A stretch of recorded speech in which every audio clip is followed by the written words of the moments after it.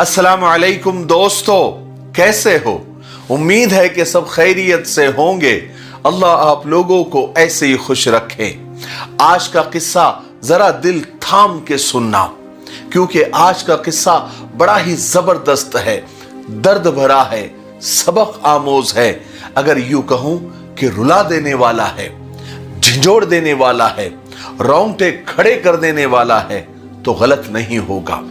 क्योंकि आज का किस्सा हम सबको एक ऐसी हस्ती के बारे में याद दिलाएगा जिसके बिना हम दुनिया में कुछ भी नहीं है, जो हमारे वजूद का जरिया है, लेकिन वो हमेशा नजरअंदाज होता रहता है, इग्नोर होता रहता है, और वो हर रिश्ते की बुनियाद भी है। तो किस्सा यह है कि एक आदमी, उसका बेटा यूरोप में कई सालों से जॉब कर रहा था और यहां बाप हॉस्पिटल में कई दिनों से एडमिट था, लेकिन उसका बिजी बेटा उसको मिलने के लिए नहीं आया। जबकि एक साल पहले मां बीमार थी तो बेटा खास वक्त निकालकर मिलने आया था। बाप ने बहुत दिनों तक बहुत इंतजार किया, लेकिन बेटा आखिर तक नहीं आया। आखिर बाप का इंतकाल हो गया। बाप के मरने के बाद बाप के बेड के नीचे से एक कागज मिला। बाप ने बीमारी के जमाने में अपने बीवी के नाम, बल्कि सारी दुनिया के लिए चंद लाइनें लिखी थी। वो लाइनें क्या थी? एक बाप का दर्द था, बल्कि एक बाप का क्या, सारे बापों का वो दर्द था। आप वो लाइनें सुनिए, उसके बाद मैं आपको कुछ बताऊंगा। वो शख्स अपनी बीवी के लिए उस कागज पर चंद लाइनें लिखता है, एक मैसेज लिखता है। वो लिखता है कि तुम और मैं कभी बीवी और शौहर थे, फिर तुम मां बन गई और मैं बाप बनकर रह गया। तुमने घर का सारा निजाम संभाला और मैंने कारोबार संभाला।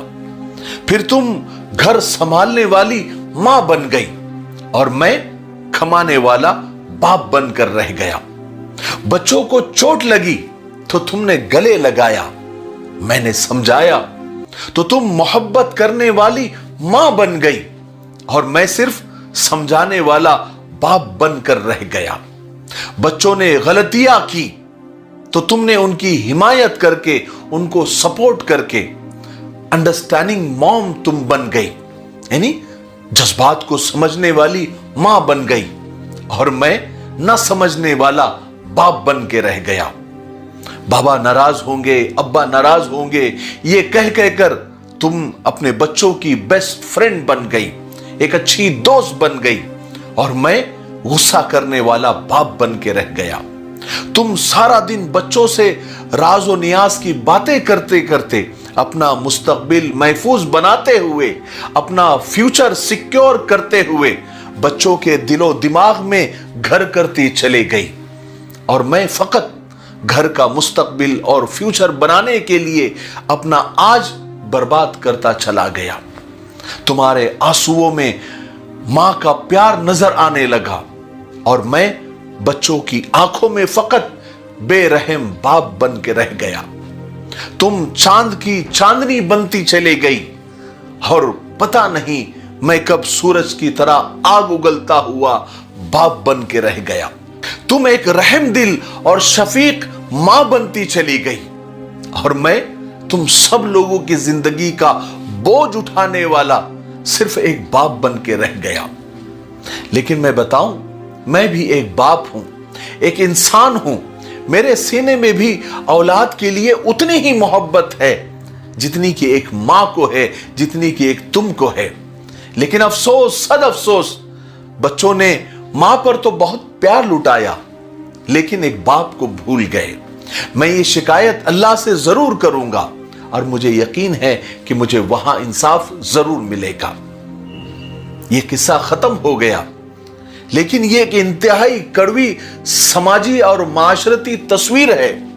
बहुत ही कम माएं ऐसी आपको मिलेगी जो अपने बच्चों के सामने उनके बाप की कुर्बानियां और उनके बाप का मकाम बुलंद करके रखती है। बहुत कम माएं ऐसी होती है जो बच्चों को ये बताती है कि कैसे उनका बाप अपने आगे का निवाला बच्चों को खिलाकर खुद भूखा रह जाता है। कैसे एक बाप सारा दिन अपने बच्चों के लिए, अपने बच्चों के रिस्क के लिए मारा मारा फिरता है, दर बदर भटकता फिरता है। अपने बच्चों के बेहतर मुस्तकबिल के लिए, एक अच्छे फ्यूचर के लिए बाप क्या क्या कुर्बानियां देता है, किन तकलीफों का सामना उसे करना पड़ता है, किस तरह उनको उनके पैरों पर खड़ा करने के लिए बाप अपने आप को बर्बाद कर लेता है, अपने आप को खत्म कर देता है, तब कहीं जाकर औलाद किसी काबिल बनती है। मगर बहुत कम माएं ऐसी होती है जो बाप की कुर्बानियां अपने बच्चों के दिमागों में डालती है। ये डालना चाहिए। माएं ऐसा नहीं करती, बहुत अफसोस की बात है। ये औलाद को ये बातें उस वक्त समझ में आती है जब वो खुद बाप बन जाते हैं। मेरे भाइयों, बहनों और दोस्तों, मेरी चंद बातें आप याद रखें। बाप नीम के पेड़ की तरह होता है। उसके पत्ते कड़वे जरूर होते हैं, लेकिन गहरा साया और ठंडी हवा उसी के नीचे मिलती है। दुनिया की सारी औलादें सुन ले, औलाद के लिए बाप कभी कभी वहां भी हाथ फैला देता है जहां औलाद पांव रखना भी पसंद नहीं करती। घर में बाप की आवाज खुदा की सबसे बड़ी नेमत होती है। घर के दरवाजे के बाहर बाप के जूते देखकर भी हिफाजत का एहसास होता है। किसी ने कितनी प्यारी बात कही है कि जेब खाली भी हो तो मना नहीं करता, बाप से ज्यादा अमीर मैंने नहीं देखा। बाप का साया सर पर होना सूरज की तरह होता है। गरम जरूर होता है, लेकिन अगर चला जाए तो अंधेरा छा जाता है। दरख्त बूढ़ा होकर फल ना भी दे, लेकिन साया जरूर देता है। काश औलाद को यह बात वक्त पर समझ आ जाए। 4 दिन भी कोई निभा नहीं सकता जो किरदार बाप सारी जिंदगी निभाता है। लेकिन अफसोस, बाप की नसीहत सबको बुरी लगती है, लेकिन बाप की वसीयत सबको अच्छी लगती है। हमें बैंक के किस्तें याद होती है, कार के इंस्टॉलमेंट याद होते हैं, घर के इंस्टॉलमेंट याद होते हैं, लेकिन बाप के एहसान याद नहीं रहते। मुझे उम्मीद है कि आज के किस्से से हम सबको बहुत कुछ सीखने को मिला होगा। तब तक मेरे लिए, पूरी उम्मत के लिए, पूरी इंसानियत, पूरी मानवता के लिए और हमारे प्यारे मुल्क भारत के लिए, यहाँ की अमन शांति के लिए, तरक्की उन्नति के लिए खूब दुआएं करते रहे। अस्सलामु अलैकुम व रहमतुल्लाहि व बरकातहू।